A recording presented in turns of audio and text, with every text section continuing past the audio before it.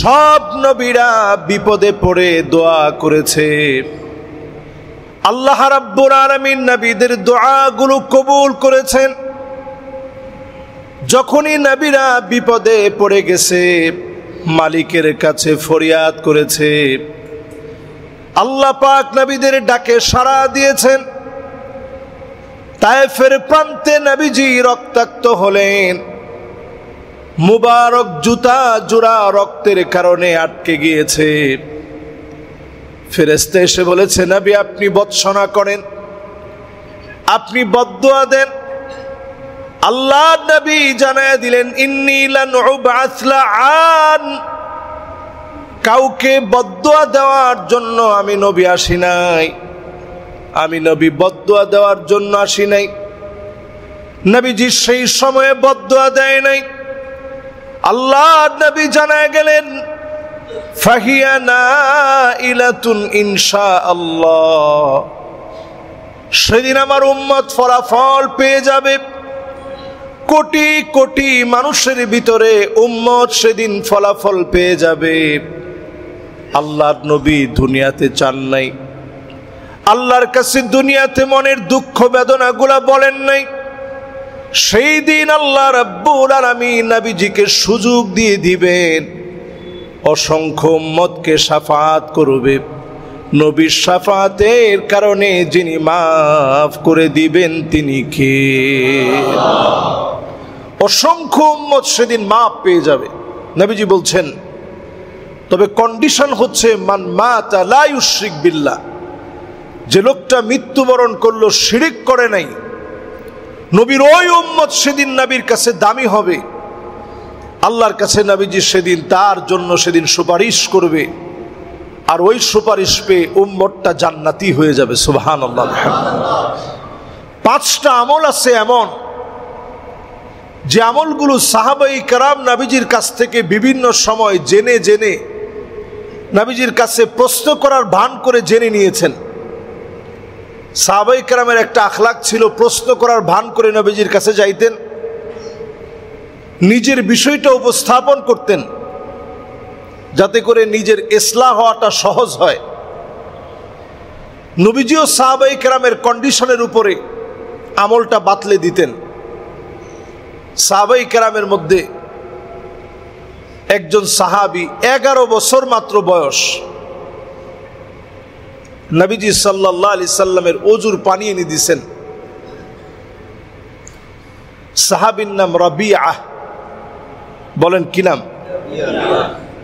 মাত্র 11 বছর বয়স, নবীজির ওযুর পানি এনে দিয়েছেন। যারা মদিনায় গেছেন আপনারা দেখবেন, একটা কূপ আছে, কূপটার নাম বিইরে গারস। নবীজির স্বপ্ন দেখলেন যে এই কূপটা নবীজির কূপ।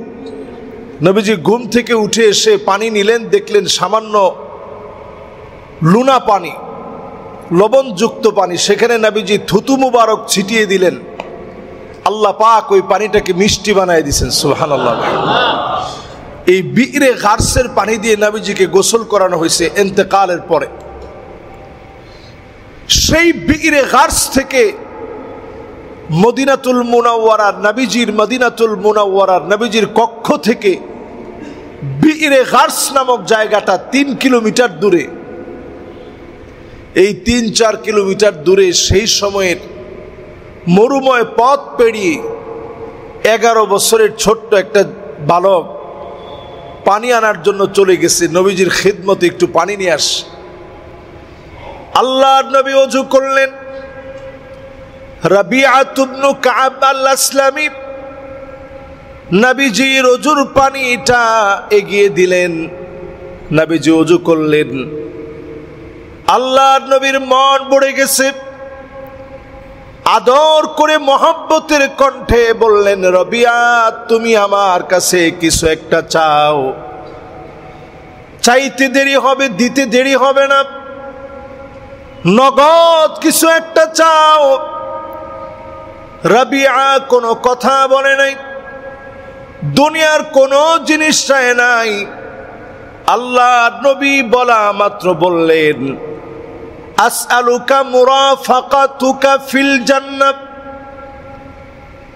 আসআলুকা মুরাফাকাতাকা ফিল জান্নাহ, অন্য কোনো কিছু আপনার কাছে চাই না ও নবী, আপনার কাছে চাই আল্লাহর জান্নাতে একসঙ্গে থাকব, আপনার সঙ্গে সঙ্গী হব। আল্লাহর কাছে দোয়া করবেন আমাকে যেন কাল কিয়ামতের দিন আপনার সঙ্গে জান্নাতে সঙ্গী বানায় দেয়। নবীজি বললেন ঠিক আছে, এটা তো আখিরাতের জন্য দোয়া করলাম, নগদ তুমি কিছু একটা চাও, আমি তোমার নগদ কিছু একটা দিতে চাই, এত দূর থেকে কষ্ট করে পানি আনছো। ছোট্ট সাহাবী, আপনারা দেখবেন নিশ্চয়ই, এখন তো আমরা যারা আজান শুনি, আজানের মধ্যেও দেখবেন মদিনার যে দৃশ্যগুলো দেখায়, সিলভার কালার যে গম্বুজগুলো আছে দেখবেন, সবুজ গম্বুজের পাশে এইখানে আসহাবে সুফফার সাহাবীরা এখানে থাকতেন, যাদের ঘর বাড়ি কিছুই নাই, মসজিদে ঘুমাইতেন। নবীজি সাল্লাল্লাহু আলাইহি সাল্লাম বললেন, তো তোমার তো কিছুই নাই, কিছু একটা আমার কাছে চাও, আমি সাধ্য মতো তোমারে দিব।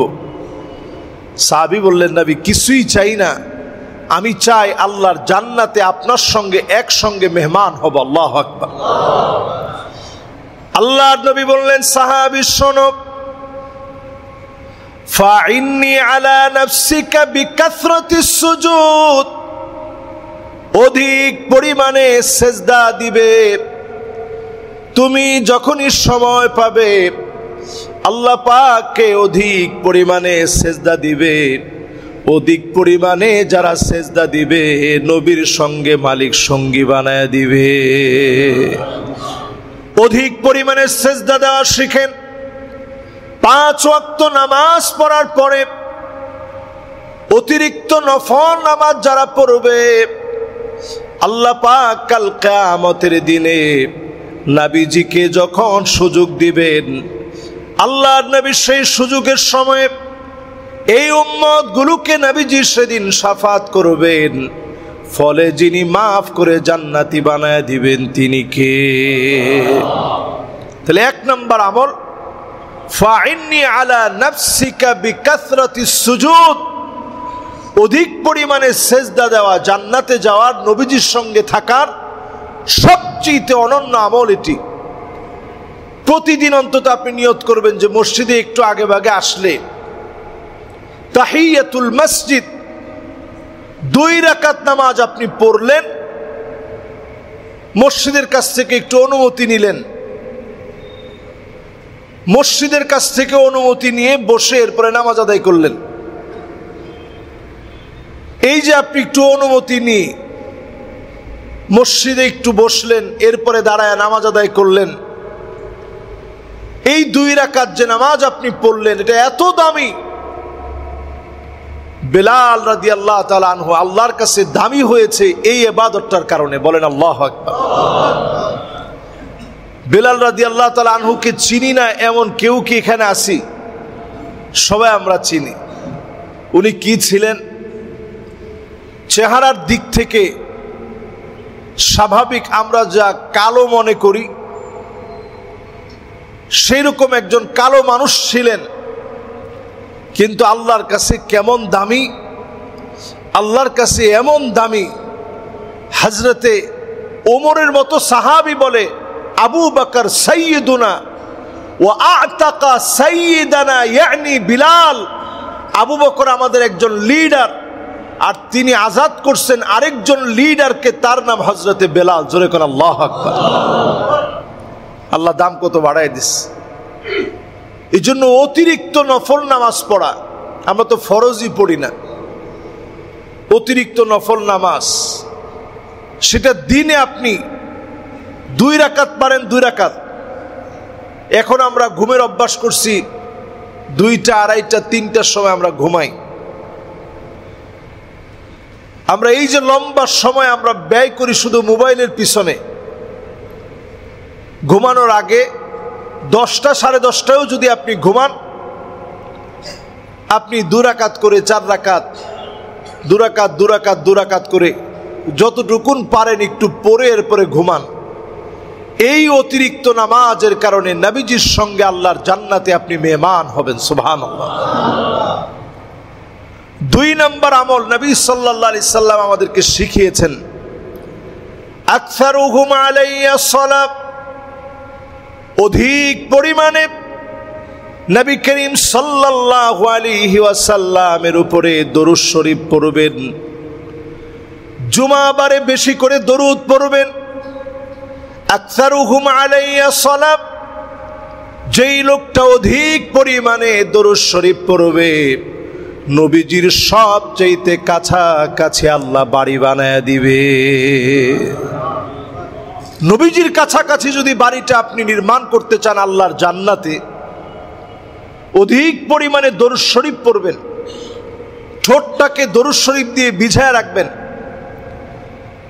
অন্তত এতটুকুন তো আমরা সবাই পড়তে পারি, সাল্লাল্লাহু আলাইহি ওয়াসাল্লাম, সাল্লাল্লাহু আলাইহি ওয়াসাল্লাম, সাল্লাল্লাহু আলাইহি ওয়াসাল্লাম। বলেন তো দেখি, সহজ না কঠিন? সহজ। দরুদ শরীফটা সব সময় পড়বেন। জবানের মধ্যে দরুদ শরীফ দিয়ে ভিজায় রাখবেন। ঘুমাতে যাওয়ার সময় দরুদ শরীফ পড়তে পড়তে ডান দিকে ফিরে হাতের এই তালুটাকে গালের নিচে দিয়ে একটু ঘুমানোর চেষ্টা করবেন। কয়েকদিন কষ্ট হলেও দেখবেন অভ্যাস হয়ে যাবে। দরুদ শরীফ পড়তে পড়তে যখন একটা সময় ঘুম চলে আসবে, হতে পারে স্বপ্ন যুগে পেয়ারা হাবিব ওই দিনই আপনার সঙ্গে মোলাকাত হয়ে যাবে। আল্লাহু আকবার।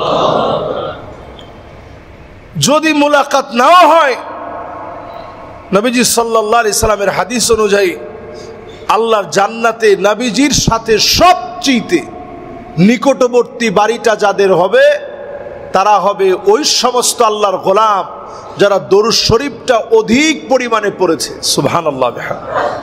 আমরা কয়জন লোক দরুদ শরীফ পড়ি? আকসারুহুম আলাইয়া সালাহ।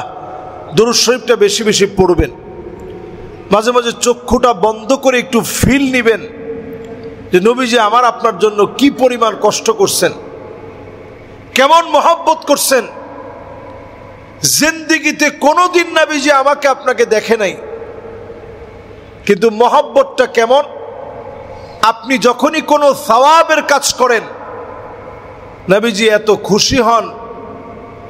নবীজি হাদিসের মধ্যে বলতেছেন, ফাহাবিতুল্লাহ, আমি নবী আল্লাহর কাছে ওই উম্মতের জন্য শুকরগুজারি আদায় করি। আল্লাহু আকবার।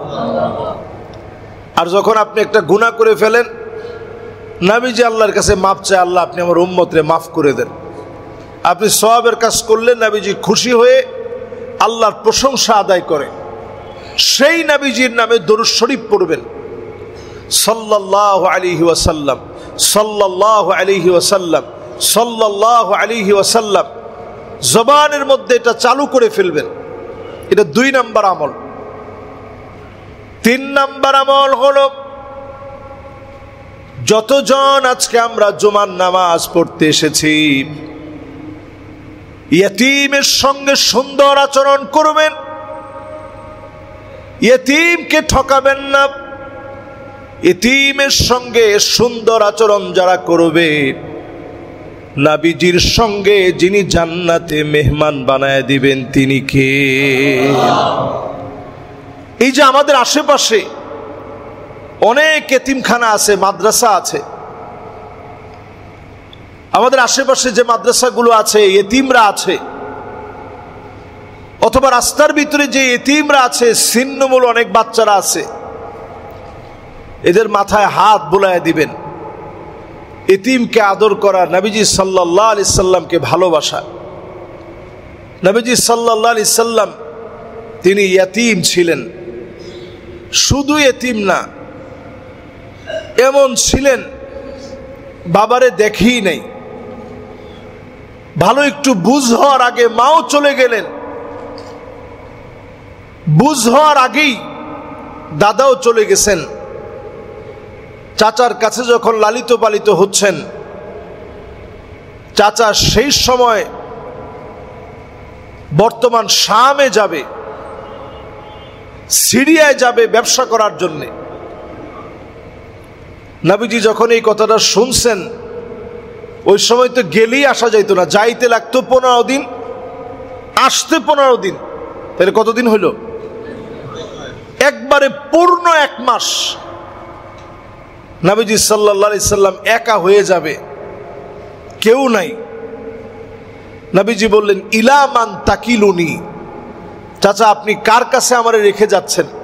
আমার তো কেউ নাই, আমার মা নাই, বাপ নাই, দাদা নাই, কার কাছে আপনি রেখে যান? চাচার মনটা এমন দুর্বল হয়ে গেল। আবু তালেব ডাক দিয়ে বলেন, জীবনে কোনোদিন আর তোমারে রেখে যাব না, ভাতিজারে আমার সঙ্গে তোমারে নিয়ে যাব। লম্বা সফর করে জর্ডান পর্যন্ত গেলেন। জর্ডান পর্যন্ত যাওয়ার পরে সাজারে বুতাম নামক একটা গাছ আছে, সেই গাছের নিচে নবীজি সাল্লাল্লাহু আলাইহি সাল্লাম বসলেন। সবাই এসে মাল সামানাগুলা নবীজির সামনে রেখে গেলেন। দূর থেকে পাদ্রী নজর করে দেখে, বাহিরা নামক পাদ্রী নজর করে দেখে চতুর্দিকের গাছগুলা, ডালপালাগুলা সাজারে বুতাম নামক গাছের যতগুলা ডালপালা আছে সবগুলা পেয়ারা হাবিবের দিকে ঝুঁকে আছে। তার বুঝতে আর বাকি নেই যেটা সাধারণ কোনো ছোট বাচ্চা না। তিনি ডাক দিয়ে বললেন, ইয়া মাশারা কুরাইশ, ইন্নী সনাতু লাকুম তাআমান ফাহদুরু কুল্লুকুম সগীরুকুম ওয়া কাবীরুকুম আবদুকুম ওয়া হুররুকুম। তোমাদের যতজন এখানে আসো সবাই আজকে আসবা, একজনও বাদ নেই, ছোট বড় স্বাধীন পরাধীন সবাই আজকে আমার একটু মেহমান হবা। তো আরবের লোকেরা চিন্তা করলো, কতবার ব্যবসা করতে গেলাম, জীবনে কোনোদিন সে ডাকে নাই, বাহিয়ারা আজকে কেন ডাকতেছে? সবাই যখন খানা খেতে গেছে, নবীজি ওই গাছের নিচে বিশ্রাম নিচ্ছেন। পাদ্রী একজন একজন করে সবার চেহারার দিকে তাকালেন। তাকায় দেখে যে মানুষটার জন্য তিনি আয়োজন করেছেন তিনি এই আয়োজনে আসে নাই। বললেন যে, কাউরে তোমরা কি বাদ রেখে আসছো? সবার মনে পড়ে গেছে, আরে এতিম মানুষটাই তো বাদ রেখে গেছি। সবাই নবীজিরে নিয়ে গেছে, সবাই খাইতেছে একরকম, আমার নবী খাইতেছে আরেক রকম। বাহিরা এক নজরে আল্লাহর নবীর খাওয়ার দৃশ্য দেখতেছে, কি করে তিনি খান। খাওয়া শেষে বাহিরা প্রশ্ন করতেছে, আসআলুকা বিহাক্কিল লাতি ওয়াল উজ্জা। দুইটা মূর্তির নাম ধরে বলছে যে লাত এবং উজ্জা নামক মূর্তির কসম করে আমি তোমারে কয়েকটা প্রশ্ন করি। নবীজি বলছে, মূর্তির কসম করে প্রশ্ন করলে আমি উত্তর দিব না। এবার যখন ঠিকঠাক প্রশ্ন করছে, প্রশ্ন করার সঙ্গে সঙ্গে নবীজিরে জিজ্ঞাসা করছে, তোমার বাবা কে? নবীজির চোখটা ছলছলে হয়ে গেছে। চাচা পাশ থেকে এসে বলতেছে, আমি তার বাপ। সঙ্গে সঙ্গে বাহিরা বলতেছে, আমরুন মুস্তাহিল, এটা অসম্ভব, তার বাপ তো জীবিত থাকার কথা না। এরপরে নবীজির কাঁধ মুবারকের দিকে তাকিয়েছে, তাকায় দেখে কাযিররিল হাজালা, কবুতরের ডিমের মতো খতমে নবুয়তের সিলমোহর আমার নবীজির কাঁধ মুবারকের ভিতরে ছিল। বলেন আল্লাহু আকবার। এটা দেখার পরেই বাহিরা বলতেছে, আমি যা দেখছি, বসরায় যদি এই মানুষটাকে নিয়ে যাওয়া হয়, ইহুদিরা পেলে তাকে হত্যা করে ফেলবে, আপনি চলে যান। চাচা আবু তালেব একবারের জন্য ব্যবসার চিন্তা করে নাই, সব রেখে তিনি চলে আসছেন, একবার ব্যবসার কথা ভাবে নাই, সব রেখে ভাতিজারে নিয়ে চলে আস। এতিমের প্রতি যদি মহব্বত আপনার দিলে থাকে, আল্লাহর নবীর সঙ্গে আল্লাহ পাক জান্নাতের মেহমান বানায় দিবে। আল্লাহু আকবার। এটা 2 নাম্বার। কয় নাম্বার? 3 নাম্বার। মাশাআল্লাহ। কয় নাম্বার?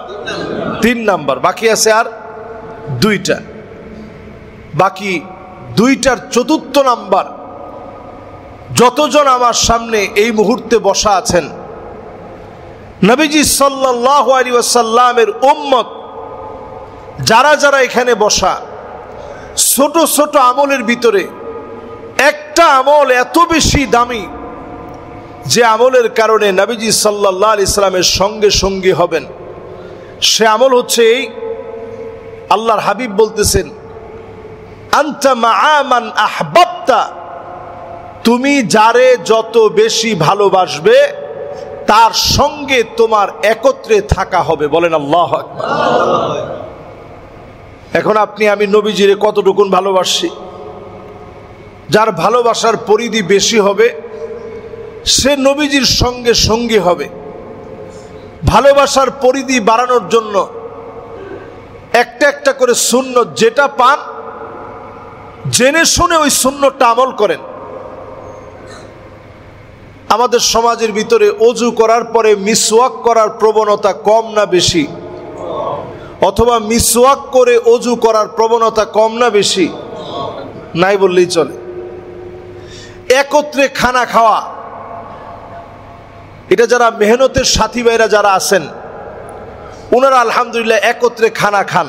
এক প্লেটে, বড় প্লেটে দেখছেন আরব দেশেও এক প্লেটে খানা খায়, কিন্তু এই খানা খাওয়ার পরে তারা অপচয় করে, নষ্ট করলে ওইটা আর খায় না।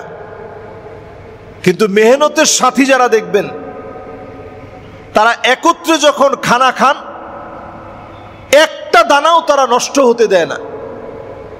নবীজি সাল্লাল্লাহু আলাইহি সাল্লামের আমলের ভিতরে একটা আমল ছিল একত্রে খানা খাওয়া। বাসায় অন্তত সন্তানদেরকে নিয়ে, স্ত্রীদেরকে নিয়ে যদি মাসে একবার পারেন, একবার হলেও এটা আমল করেন, একত্রে খানা খাওয়ার আমল। এতে করে মহব্বত বাড়বে। একত্রে খানা খাবেন। মিসওয়াকের মতো অনন্য আমল এখন আমরা ভুলে গেছি। নবীজি সাল্লাল্লাহু আলাইহি সাল্লামের প্রত্যেকটা কাজে একটা সৌন্দর্য ছিল। ছোটদেরকে দেখলে তিনি আদর করে সালাম দিতেন। হযরত আনাস রাদিয়াল্লাহু তাআলা আনহু 10টা বছর নবীজির খাদেম ছিলেন। নবীজি অপেক্ষা করে নাই আনাস কখন সালাম দিবে, আল্লাহর নবী আগে আগ বাড়ায় সালাম দিতেন। আল্লাহর জান্নাতে থাকবেন। পড়েন আল্লাহু আকবার। তাহলে 1 নাম্বার আমলটা কি? অধিক পরিমাণে সেজদা দেওয়া। 2 নাম্বার আমলটা কি? দরুদ শরীফ পড়া। 3 নাম্বার আমল ইয়াতীমদের মাথায় হাত বুলায় দেওয়া। 4 নাম্বার আমল নবীজির সুন্নতকে আঁকড়ে ধরা। যে যত বেশি নবীজির সুন্নত আঁকড়ে ধরবেন ভালোবাসার প্রমাণ হবে। যে যত বেশি নবীজির সুন্নাহ আঁকড়ে ধরবেন ভালোবাসার প্রমাণ হবে। এই প্রমাণের কারণে নবী করিম সাল্লাল্লাহু আলাইহি সাল্লামের সঙ্গে আল্লাহর জান্নাতে একসাথে একত্রে আল্লাহ তাআলা মেহমান বানায় দিবেন। সুবহানাল্লাহ। 5 নম্বরে নবীজির সঙ্গে সঙ্গী হবে যারা, এই সৌভাগ্যবান ব্যক্তি হচ্ছে আল্লাহর ওই গোলাম যে ব্যক্তি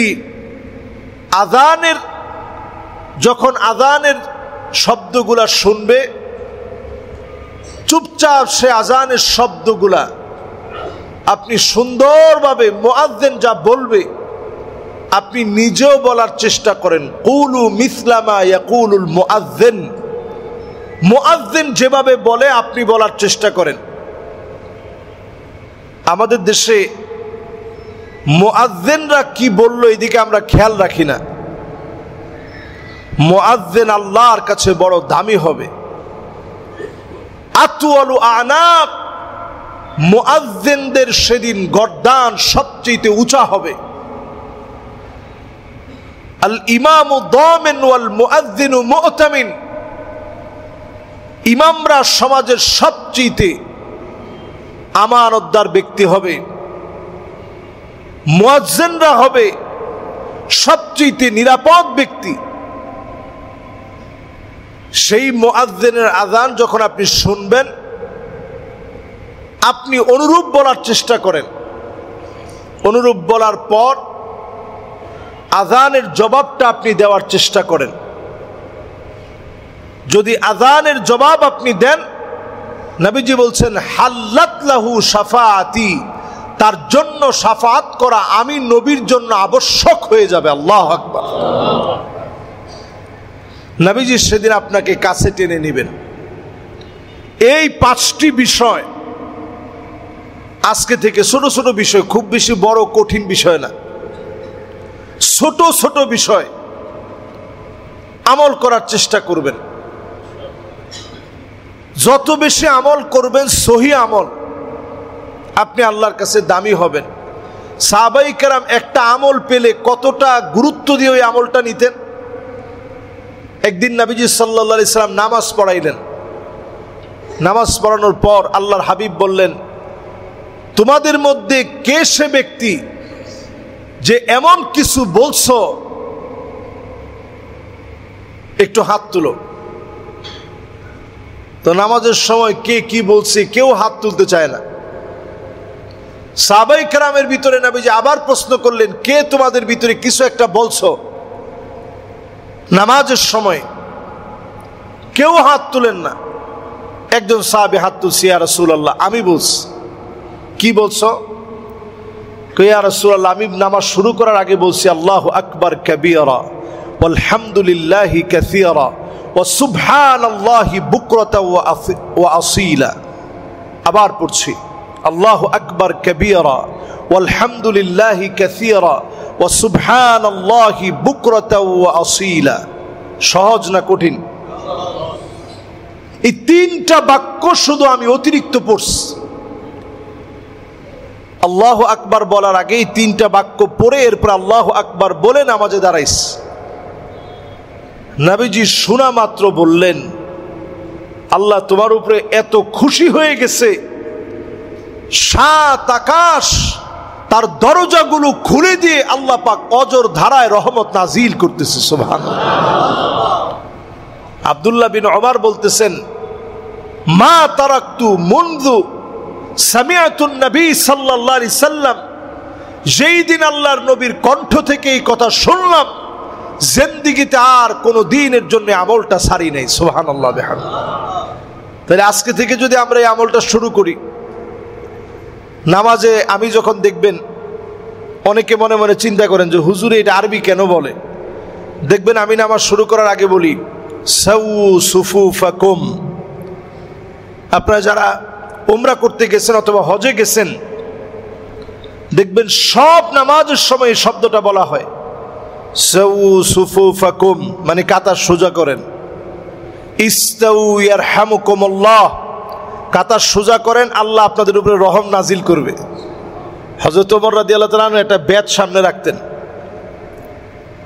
এবং তিনি নামাজের কাতার সোজা হয়েছে কিনা এটা দেখতেন এবং তিনি উচ্চ কণ্ঠে বলতেন, সাউ সুফুফাকুম ফাইন্না তাসবিয়াতাস সুফুফ মিন ইকামাতিস সালাহ।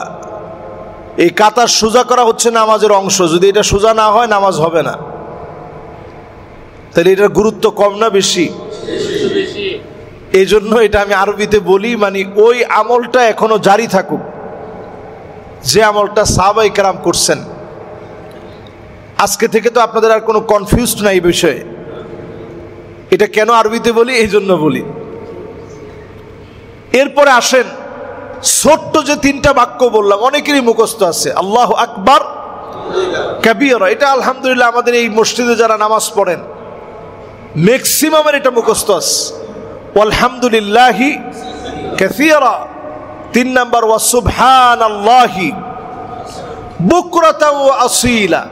এই 3টা বাক্য যদি আপনি নামাজ শুরু করার আগে পড়তে পারেন, আসমানের 7 আকাশের দুয়ারগুলো খুলে দিয়ে অজর ধারায় আল্লাহ পাক রহম নাজিল করে দিবে। সুবহানাল্লাহ।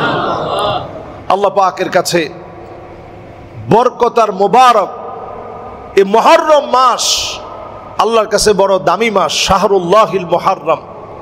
এই মাসে আমলি জীবন যাপনের মধ্য দিয়ে নবীজি সাল্লাল্লাহু আলাইহি সাল্লামের সত্যিকারের উম্মত হওয়ার তৌফিক আল্লাহ পাক আমাদেরকে দান করে দিক, পড়েন আমিন। যতগুলো কথা বললাম আল্লাহ রাব্বুল আলামিন প্রত্যেকটা কথার নুকসানিয়াতগুলো, ভুল ত্রুটিগুলো আল্লাহ তাআলা মাফ করুক, সঠিক কথাগুলো আমল করার তৌফিক আল্লাহ তাআলা দান করে দিক, পড়েন আমিন। আলোর পথে 24 24 ঘন্টা শুধু ইসলাম প্রচার।